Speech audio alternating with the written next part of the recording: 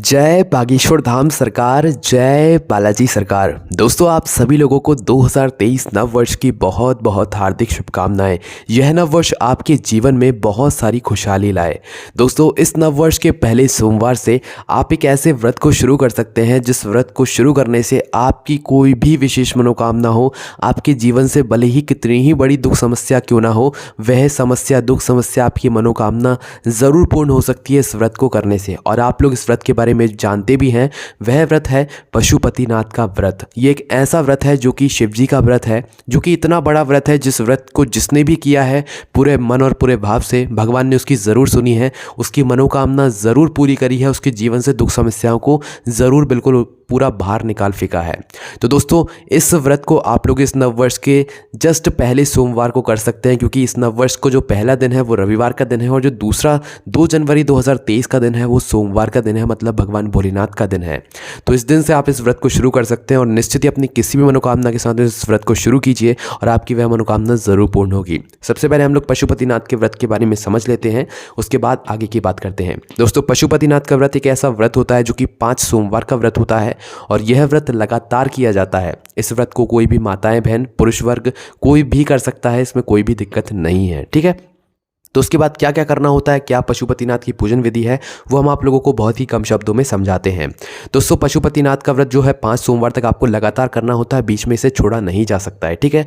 पर अगर कभी भी बीच में कभी कोई माताओं बहनों को कोई समस्या आ जाए तो उस स्थान पर उन्हें सिर्फ उस दिन का व्रत रखना है, बाकी उस व्रत को उन्हें अगले सोमवार को करना है। बाकी वह व्रत मान्य नहीं रहेगा, बस उस दिन आपको व्रत रखना है, बस पूजन नहीं करना है। ठीक है। उस व्रत को आपको अगले सोमवार को करना है।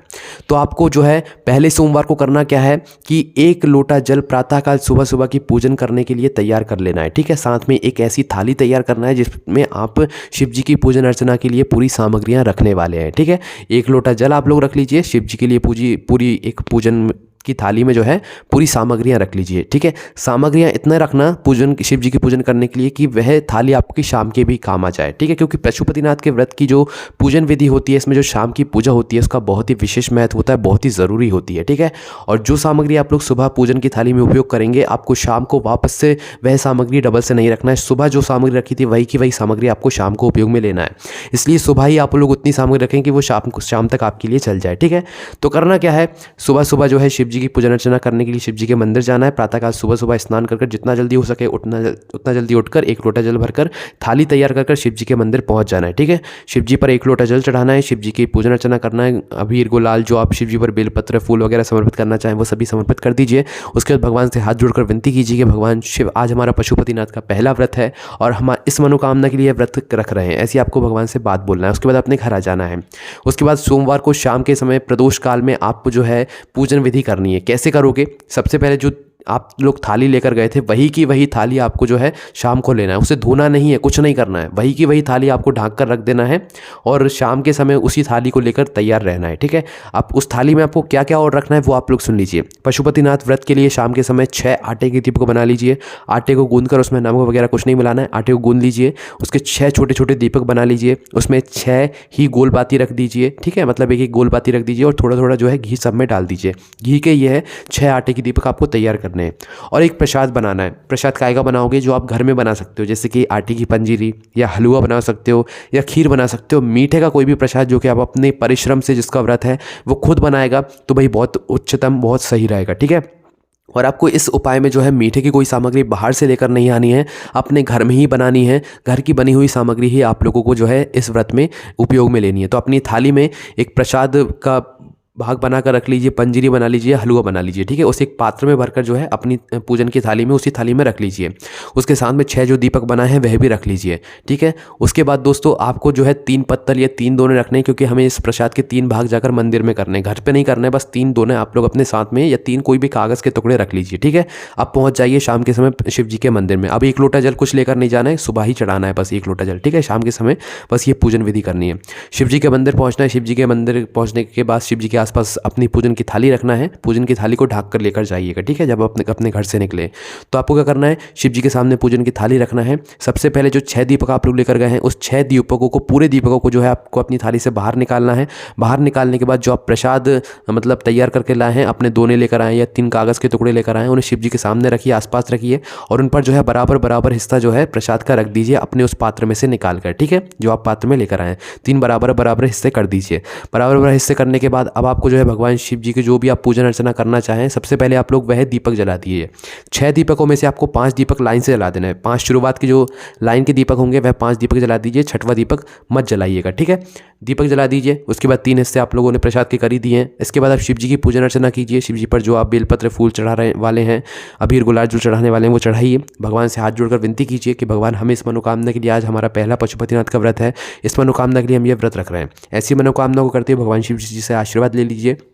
उसके बाद जो आपने 5 दीपक जलाए हैं, उन 5 दीपकों को जलने दीजिए। जो 6वां दीपक आपने नहीं जलाया वह 6वां दीपक उठाइए और अपनी थाली में, पूजन की थाली में वापस रख लीजिए, ठीक है। उसके बाद जो 3 प्रसाद के हिस्से हैं, 2 प्रसाद के हिस्से शुरुआत के वहीं पर भगवान शिव जी के लिए रखे रहने दीजिए। तीसरा जो प्रसाद का हिस्सा है उसे उठाकर अपनी पूजन की थाली में रख लीजिए और अब इस थाली को लेकर अपने सीधे घर आ जाइए, ठीक है। अपने घर आने के बाद अपने घर के मुख्य द्वार पर रुक जाइए। अब बाहर से खड़े होकर देखना कि आपका सीधा हाथ कौन सा पड़ रहा है। तो आपको बाहर से खड़े होकर अपने मुख्य द्वार, जो आपका मेन गेट रहेगा, उस मुख्य द्वार के सीधे हाथ की चौखट पर आपको क्या करना है, एक जो घी का दीपक आप लोग मंदिर से बचा कर लेकर आए हैं उसको वहां पर जलाना है। वहीं पर चौखट पर बैठ जाइए, अच्छे आराम से बैठ जाइए। बैठने के बाद आपका जो भी सीधा हाथ पड़ रहा हो, उस सीधे हाथ की चौखट पर आपको भगवान शिव जी के नाम का स्मरण करते हुए, मंत्र का जाप करते हुए उस दीपक को वहां पर जला देना है और वहां पर भी भगवान शिव जी से अपनी मनोकामना बोलना है कि भगवान शिव, हमारा यह पहला पशुपतिनाथ का व्रत है और इस मनोकामना के लिए हम ये व्रत कर रहे हैं, आपका आशीर्वाद हमेशा हम पर बनाए रखिएगा।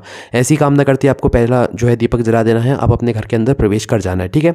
अब प्रवेश करने के बाद आप जब अपना रात का भोजन करेंगे, क्योंकि पशुपतिनाथ के व्रत में आप लोग दोपहर में एक टाइम फलाहार कर सकते हैं और शाम को आप मतलब पूजन करने के बाद जो है रात को भोजन भी ग्रहण कर सकते हैं, ठीक है।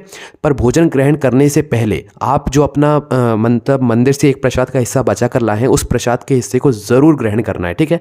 अब इस प्रसाद के हिस्से में एक बहुत विशेष बात आती है कि जो प्रसाद आप भगवान जी के इस पशुपतिनाथ के व्रत के लिए बना रहे हैं, उस प्रसाद का थोड़ा सा भी भाग किसी को नहीं जाना चाहिए, ठीक है। भले ही आप उस मंदिर में से एक भाग बचा कर लाएं, वो मंदिर का प्रसाद ही क्यों ना हो गया हो, पर आपको उस एक भाग में से इतना सा भी अपने घर के किसी भी सदस्य को, बच्चों को नहीं देना है। उस प्रसाद को आपको खुद ही ग्रहण करना है। भले ही ज़्यादा बन गया हो पर आपको खुद ही ग्रहण करना है, ठीक है। और आप जिस पात्र में वह प्रसाद बना रहे हो, उस पात्र को भी आप लोगों को जो है धोकर अलग रखना है, ठीक है। उसमें जो है डबल से कोई और कुछ ना बना ले, ठीक है। उतना ही प्रसाद बनाना है जितना आप उपयोग में ले सके, जितना आप ग्रहण कर सके, ठीक है। क्योंकि इस प्रसाद को कोई और नहीं खा सकता है। तो मंदिर से लौटने के बाद प्रसाद को ग्रहण करने के बाद ही आप लोग अपने भोजन को ग्रहण करें, या जब भोजन करने बैठें तो अपनी पूजन की थाली में से उस प्रसाद के भाग को उठाकर पहले उसे ग्रहण कर लें, फिर भोजन करें, ठीक है।